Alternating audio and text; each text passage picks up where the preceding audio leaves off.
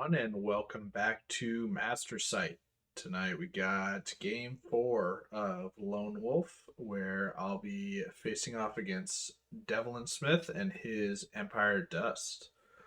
I think this is the first time Devlin and I have actually played over the table. Played in some UB events against each other, but never over the table, which is surprising. We've been at a lot of events together, so. But for those that don't know, Devlin is also pretty well known for his Empire Dust play. So this will be a fun kind of mirror match type thing.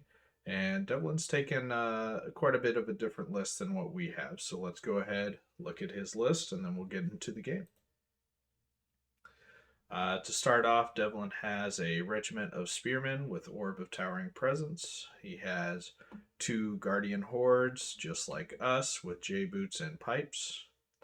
He has two Revenant Cavalry regiments, one with Sharpness and the other with Brew of Haste. He has two Scavengers, Soul Snare, a Bone Giant with Slayer, Monolith, Shobik, and Pappy.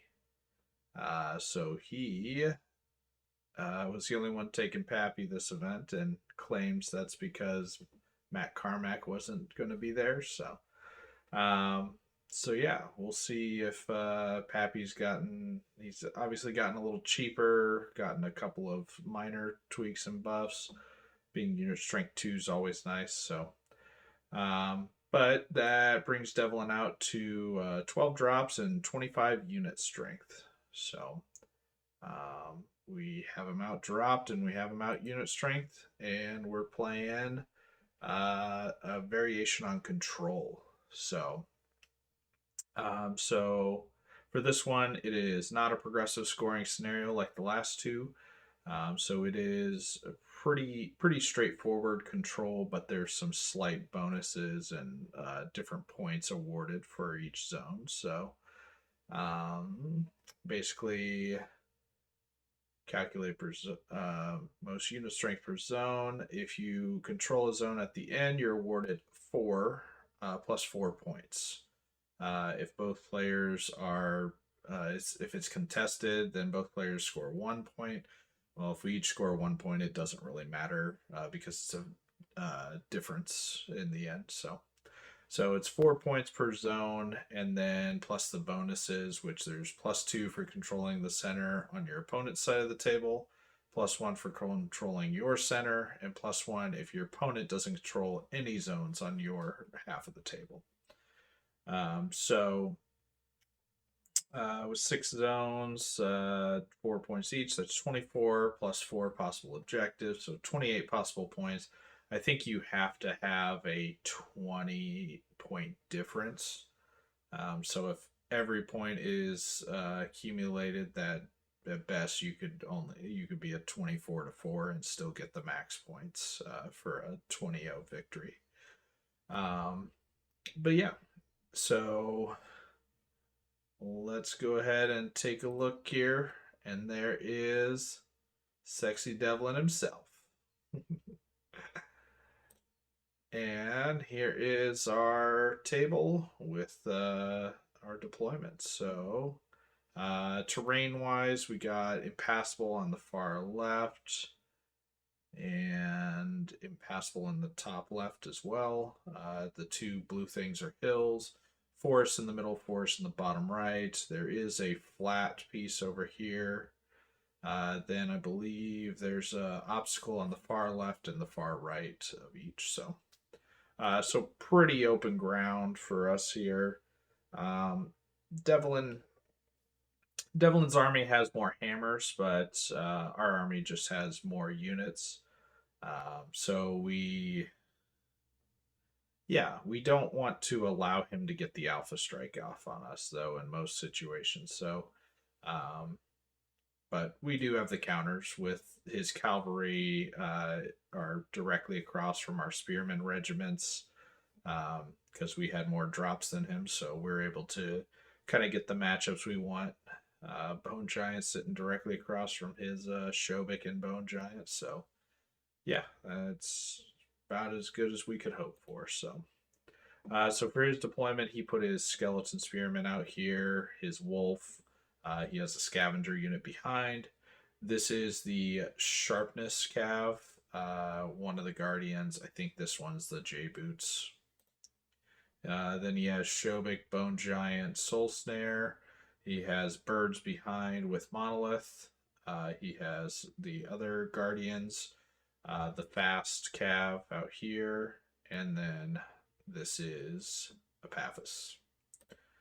For us, we went with a troop of mummies pretty far out to the left flank here. Skeleton Spearmen. We have our Horde of Guardians. This one has J boots. Scavs are in the back. Wolf is in the back. We went with the Mummies regiment with Sevik behind. Bone Giant with Soul Snare behind. We then have a horde of skeletons with Monolith behind and the Guardians over here with Brutal. Yeah. Then Shobik and Skeleton Spears and the Revenant character out here to just cause a headache for Apathis a little bit. Apathis doesn't want to have to deal with that individual, so yeah. Roll off. I get first turn. I believe, in fact, Devlin gave me first turn because, well, I don't blame him. Control, having the bottom of the turn in control is very useful to be able to divvy out your unit strength appropriately. So yeah, I just move up forward as aggressively as I can with a shambling army, and it's pretty straightforward here. So the game plan is Shobik. Well, let's talk about game plan. So when you go up against EoD in general, gonna give all the hints away here. But you go up against EoD in general, you never want to target the center of their lines because they always have the ability to surge and cave in. So blowing up a hole in the center of the line does nothing for me. Unless I'm able to engage everything across the army, which is unrealistic in this matchup. He has us sped by quite a bit. So the goal for this game is we got to roll a flank, and I chose the right flank over here as the one that I wanted to pick on and then cave in from there. Um, so these two units are the ones I'm going to be picking on, specifically the Cav unit because they're on the furthest outside. Paphos doesn't get surged, and as long as I can hold him down with an individual or something, then eventually get Guardians or something into him to kill him. That is the goal out here. So, and then the other half of the table, we want to play defensive. So it's just the opposite of the last game or not the last game, but the game against Tom Anus, where we picked the left flank was the one we were going to push up and cave in. And then we had a standstill on the opposite side. We're doing the opposite. We're going to push on the right, try to cave this in, and then turn the flank across towards the center, and then engage with our left flank. So with that in mind, we just want to move up, take as much ground as possible, and yeah, so this is where we ended up. After doing some surges and using our individuals as roadblocks, we got the spearmen up there quite a bit, and then we got these mummies up there as well. So a big thing I wanted to do was make sure that he couldn't just come pop into this forest and then threaten with line of sight and whatnot out of the forest with Shobik and the Bone Giant. So I'm successfully, or should successfully, be keeping him behind the forest here now with these two up and threatening.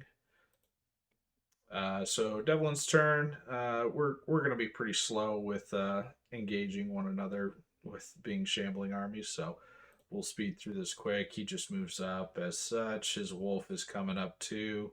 Yeah, we just don't want the wolf to get into the birds. Otherwise, we're fine with pretty much everything else he does. And yeah, and he just moves forward as such a little bit, does some drain life stuff. Nothing too threatening. So I think he did a couple wounds into the regiment of spears. So this turn, I did take quite a bit of time to really think about what I wanted to do and how aggressive I wanted to be, and I decided it was this is really honestly something I haven't done before with EoD, but I just looked at it and said, "Yep, let's give it a try." We gotta, yeah, it's a very stalemate type matchup unless we force the issue. So that's what we're doing. So this positioning here looks kind of weird during the movement, but the goal is this horde is going to get surged up, and then this individual here is my roadblock to stop my horde in exactly the right spot that I want, so that Shobik's insulated and can't be charged. Which normally I wouldn't care if he's charged, but in this situation, I want to make it to where Shobik isn't the focal point so that he has options after this. Because I realize that Devlin doesn't really have a good way to chaff up or block up Shobik when he's sitting in between these lines over here. So, um, yeah, so let's go ahead and take a look at what it looks like after the surge. We just create a line over here, back up with the bird, so that way we're not, yeah, we're not getting blocked up. Sebek's still in range to get a surge off over here as long as I don't go like 4 inches, which is as far as I want to go anyway. So, um, yep, and then movement over here, we bring over the wolf because we got a flyer to deal with. So, nothing better than individuals to deal with those guys and hold them down, and then eventually get into them. So that's why he joined us over here. Also, if he decides to fly away, this guy's just good to have out here because this is the flank we want to kill. So after surges, you see the horde gets up here. So it's it's a little bit of a unique positioning here, but the horde is slightly behind the regiment, um, but nothing can get into the flank of the horde.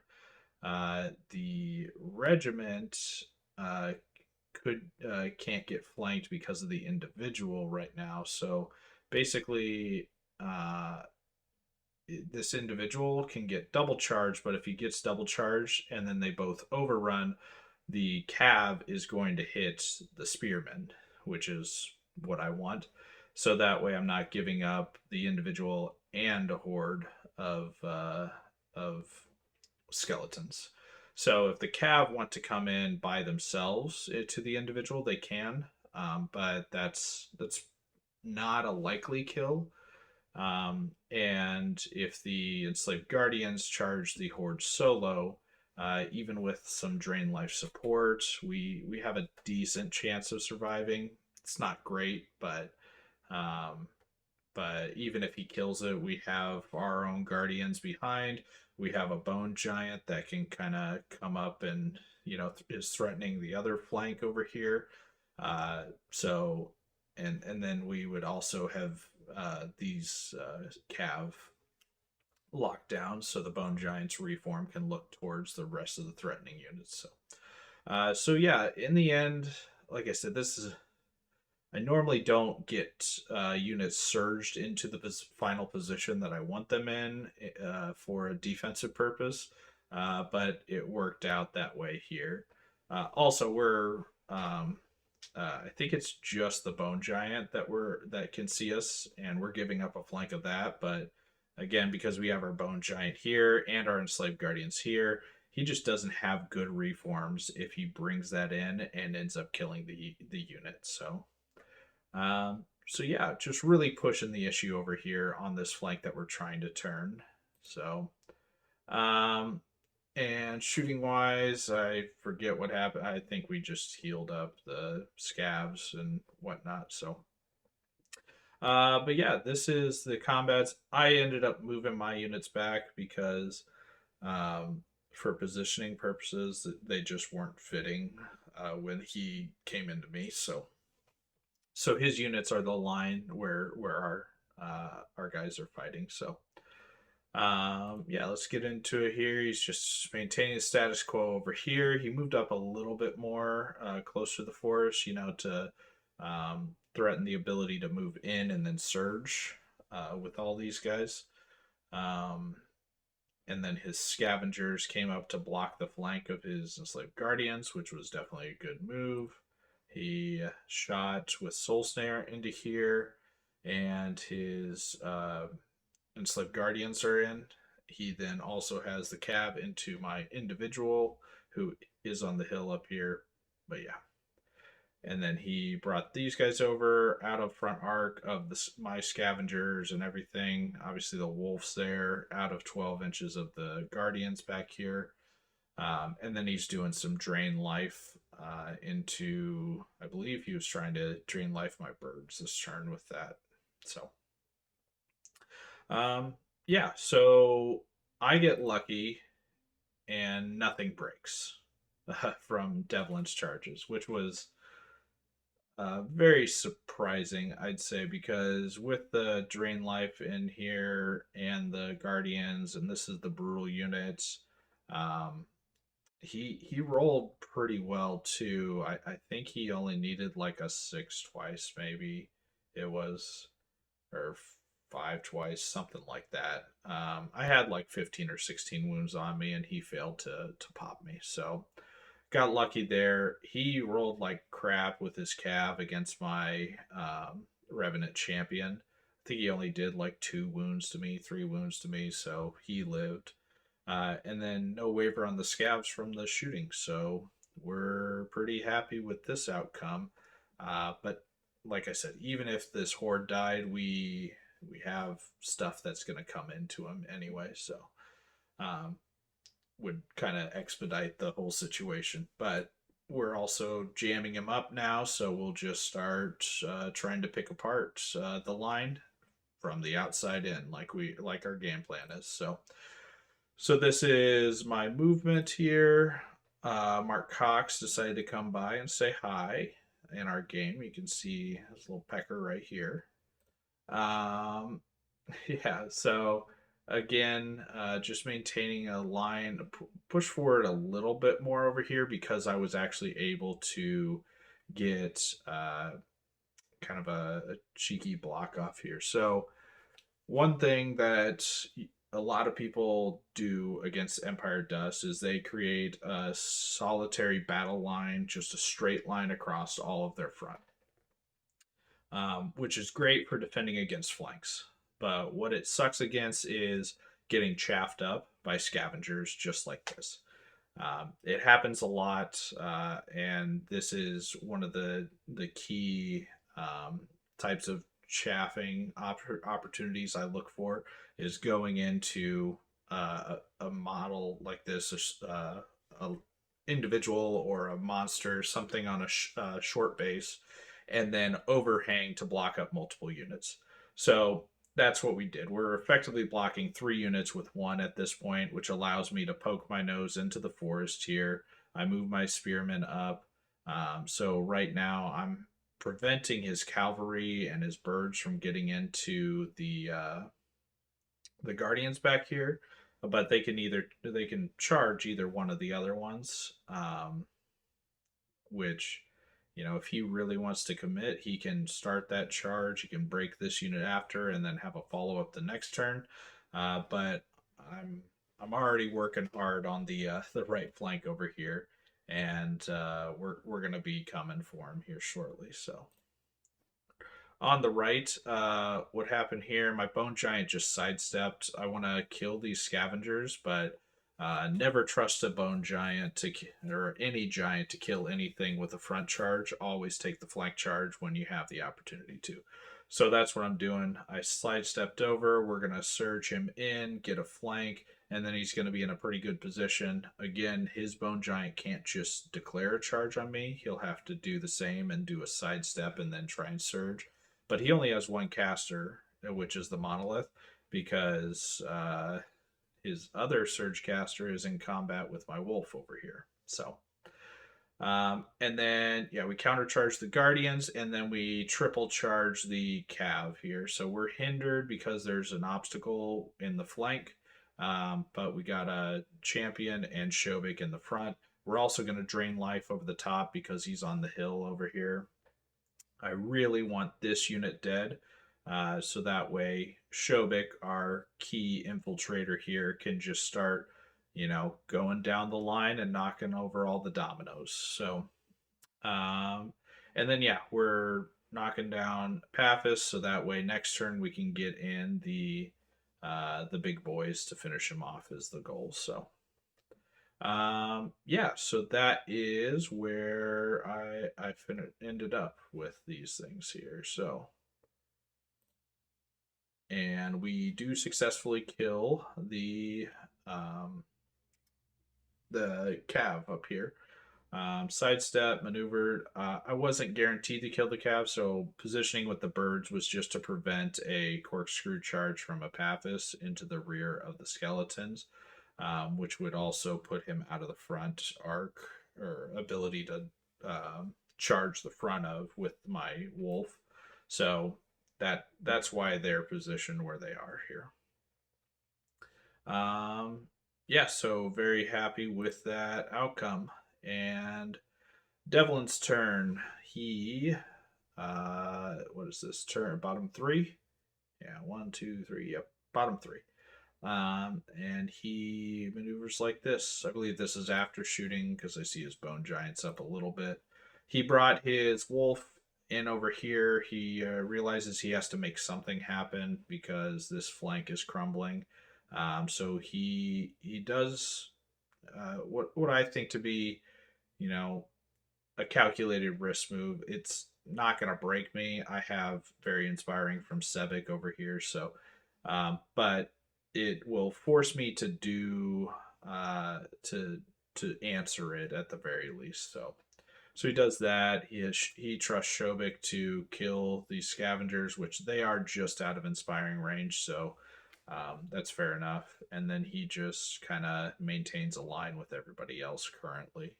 The bone giant, he sidestepped and then tried to surge forward to get into my bone giant, but fell short. I think he needed like a 5 or 6 inch surge for it, so it wasn't terribly likely to happen. But yeah, and then his Epaphus did take the charge onto the scavengers over here, and his cloak of death is obviously causing some issues over here and lots of wound counters and whatnot because of it. So yeah, so combat, he kills the birds and he reforms like so. He kills the horde and he runs forward, which does get just out of front arc of Shobik here. Also, his life, drain life, and everything went into healing these guys, which they didn't have much on them from a horde of skeletons. But yeah, he's full health here. So um, yeah, and then he only did like 2 wounds over on the left with his character, uh, his wolf to the mummies. So they stuck around as well. He kills the scavengers and then he backs up with Shobik. So, um, yeah. So let's see here. This is after my movement here, but this is the turn we need to talk about something I don't usually talk about on the stream, which is there's certain decisions you make throughout games, and honestly, certain game decisions decide tournaments. So this turn was a tournament deciding decision turn. So where I'm currently at in the tournament, I'm sitting at like 6th or 7th in battle right now. So we're on table 3. Devlin and I are. And I think I'm like 12 battle points behind the top person. So there's a significant gap, and a lot of points that we need to catch up on if we want to have that opportunity to win the event. So we're at a point in this game where um, I look at this and I see a very similar resemblance to the game two, where if we just keep going with our flank and play it a little bit patient, we'll have a 15-5 in the bag and no problem. And if we were, maybe 5 or 10, 5, 7 points behind the leader, or if we were the leader, absolutely taking that win without a risk, right? But in our position where we're at right now, I am willing to take a calculated risk. And that calculated risk here is the difference between, I believe, a 20-0 potentially in this game. And that is what we see right here. These enslaved guardians going to be surged into the wolf character. But as we go in, you'll see that if I fail to kill this wolf character, he has just the easiest flank in the world. And so that enslaved guardian unit is likely going to die if I don't kill this character. So, like I said, tournament decision here, but back it up with the math. So that character's a 13-15. Those guardians against a defense 5, they should be doing an average of about 8 wounds. The mummy should put in another 2 to 3 wounds. We'll say 2. So we're looking at needing a 5 twice to kill this character. And I still have my tournament reroll. If I didn't have my tournament reroll, I don't think it's worth the risk of 5 twice, or give up a flank on the Guardians, and then basically give up a winning position by doing so as well. But I have my tournament reroll, so a 5 twice with a reroll, I feel like that is a good enough number. That's like I'd say 80-85% chance of success at that rate. So we go for it. And that is, that is the justification for this decisioning here. I will say I could possibly have positioned these skeletons in such a way to block off a flank charge with that movement as well. But they themselves would have been getting flanked from his skeletons, and my plan is I kill this unit or I suffer. So yeah, that is a everybody probably knows what's going to happen now that I talked so much about it. But anyway, over here on the other side, I leave these enslaved guardians for my enslaved guardians who can get surged into the flank, and I trust my wolf to ground Epaphus one more time. Otherwise, Epaphus is looking at flanks and rears all the way over here. We double charge the Soul Snare, and then we flank and front charge the Bone Giant here with our Bone Giant and Shobik. So we should successfully roll this flank this turn, except for Epaphus. And then my goal is the Guardians will turn around to look at Epaphus and charge him the next turn, and hopefully kill him the next turn, because the wolf's been beating on Epaphus for a couple turns over here. So yeah, this right flank going excellent, perfect, exactly how we want it. We're going to drain life into these Guardians just to make sure they're dead, because we don't like them. Yeah, and we have good positioning over here, opportunity for double charging by Devlin over here, but we're going to have a Bone Giant and Shobik starting to roll the flank. So the order of operations. First things first, I said Epaphus is the most important thing. Because if I don't break Epaphus, he has flanks, he has rears. I need to know if that's happening. Or if I fail to ground him. So the wolf has 6 attacks, hitting on 3s, wounding on 3s with vicious. Out of my 6 attacks, I roll 5 2s to hit. So I get 1 hit, and then I roll a 2 to wound. And I look at Devlin and I say, fucking hell, I gotta use my reroll on this. Luckily, I did get the successful wound out of the reroll.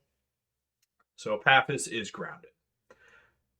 But that means I don't have a reroll for the other extremely important nerve check over on the other side against his wolf. So, ground Apathis, kill the Guardians, kill the Soul Snare, kill the Bone Giant. Everything looks great until over here. I did 9 wounds, so one below the average that we put out there. Well within range of possibility. But we roll a 3 for nerve, and we do not even waver the the wolf. So yeah, we're in trouble now, boys. Everything looks great until you give up a free flank. So from here, Devlin's turn. This is what it looks like. We've only lost the horde, both of our scavengers and the horde of uh, what's called skeletons at this point, and we've picked up roughly half of Devlin's army. He only had 12 drops. He has, what is this? 1, 2, 3, 4, 5 units dead. So we're close to half of his army. Um, and Apathis isn't going anywhere, right? So, yeah. But all you need is the initiative, a flank charge, a double charge, and just like how we were trying to roll Devlin's flank, he is doing the same to ours over here. So the carnage happens. So he countercharges back into the mummy troop. This is after it already happened. He killed it. He flank charges. He countercharges my wolf. He kills the enslaved guardians. He double charges the skeleton spearmen, kills them, and reforms like so. So we're sad. That's what we are. Like I said, we were probably a 15-5 win before we just gave up this flank entirely. And now it's looking, um, very, very much like a 12-8 at best, or, a draw. Um, so we're suffering. We're getting punished for our risks that we took, albeit calculated. It's still a risk. So what is this? Turn 5, turn 4, turn 5, turn 5. I think. Yeah, maybe. Now it's turn 4. Yeah, it's turn 4. Anyway, so we go in as you would expect. Our wolf was wavered, so we backed him off, and then we came in with the guardians. Pappas has like 3 or 4 wounds on him, so we're hoping we can pick him up, but maybe not. He's big. We double charge. It's a flank and a front charge with the skeletons and the Revenant, which this actually locks down the Soul Snare. So even though the Soul Snare can't be disordered, it still has to disengage in order to successfully cast its surge. So he can't back up 2.5 inches and get out of an inch of my character. There is no withdraw available when you're engaged on 2 fronts. He can't pivot and turn towards the center and move 5 inches because my other units are there. He'd be within an inch. So we've stopped all of Devlin's surge this game. There is no more surge that he can cast as long as we are still engaged with this monolith here. And we still have both of our surge casters. Oh wait, that was my turn. I skipped a turn, but so we are, we still have an upper hand, I guess is what I'm trying to say. So mummies go into Shobik. We're hindered. We're not expecting much, but doing this blocks Shobik, and his guardians are directly behind Shobik over here, so they can't even see me. So he can't get a double charge. But what he can do is he can roll out of his goddamn mind. Oh wait, he brought Cap in. It's not out of his mind. So it was still like 8 twice, I think. But Devlin ended up picking him up. or maybe it was 7 twice. He had dread in there. So again, we're sad. We gave up a flank. Devlin's got the nerve tests to pick up a mummy regiment too. That really hurts at this point. So this is what it looks like. This is turn 6. I will say the enslaved guardians go in over there and they only do like 6 wounds, which is a little below average, but the really crazy thing is that was a fresh unit of enslaved guardians. Epaphras has Cloak of Death, and then Epaphras, out of his 10 attacks, hit 9 times, wounded 9 times. I'm sitting on 10 wounds, and you can see this lone wolf doesn't inspire my units. It only inspires himself. I had no inspiring out there, and Epaphras is only sitting on like 8 or 9 wounds at this point, and I'm thinking, holy shit, I've lost this game because he kills those guardians. I'm praying for the wolf to be able to kill him. Maybe the soul snare tries to help get a couple wounds in there too. But that's one of the units that I'm planning on sitting in one of these table zones as well, that I wouldn't have. And Epaphras potentially living for the last turn on turn 6, he just snipes a zone for me as well. And this goes from I think I have a minor win to a draw to I just lost the game. Luckily, so Devlin still has his reroll as well. But luckily for me, even though I'm on 10 wounds, Devlin rolls a true Snake Eyes, and he needs a 7 one time to kill me, and he just was like, nah, it's not worth it for a 1 out of 6 chance. So I got lucky that he rolled the Snake Eyes. I think if he rolls anything but Snake Eyes, he probably takes that opportunity to pick up a Guardian, and then likely, I mean, Shobik or Pappas had a good chance of living as well after this, and unit strength 2, he's gonna contest or control one of these zones over here at the end of the game. So it almost just cascaded into darkness here, but we luckily dodged a bullet, I guess. And then we finally do kill Epaphras after he's been in combat with the wolf for like 4 turns, and then guardians for 2 turns. So and they each split up into their respective zones.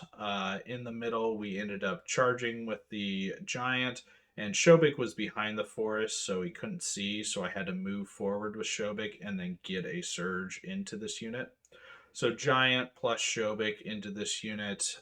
We get 10 wounds, but we unfortunately fail the 6 twice. That would have been really nice, especially if we go to turn 7. There is a possibility that we can pick up another unit or 2 and then control both centers of the board. But last didn't happen. So he countercharged first into Shobik, and then flank charge his Shobik into my Shobik. And yeah, that's where the game ended. He failed to kill. He still had his tournament reroll, but he looked at the board. It was a draw.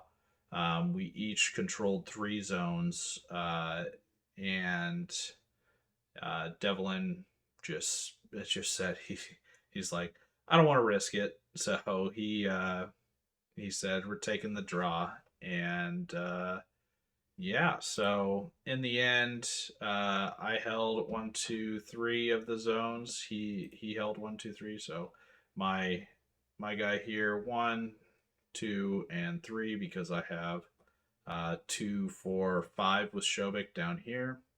He had this one in the top, this half unit strength in the bottom, and then he had his Shobik, his monolith, and 3 from the Guardians in the top center, to just my 3 up here. So yeah, yeah, just some swingy stuff in this game. It was definitely a good game. Definitely one to take some lessons out of. and honestly, you know, even going back at this and knowing the situation I was in, I would have done the same play. I might have tried to block off the enslaved guardian's flank that with the skeleton unit and just say the skeletons will die. That's fine. Um, but that was probably the only difference I would have adjusted at that point. So yeah, in the end, we get a draw, and knowing that we got a draw with this, we're likely out of contention for a best general or anything like that.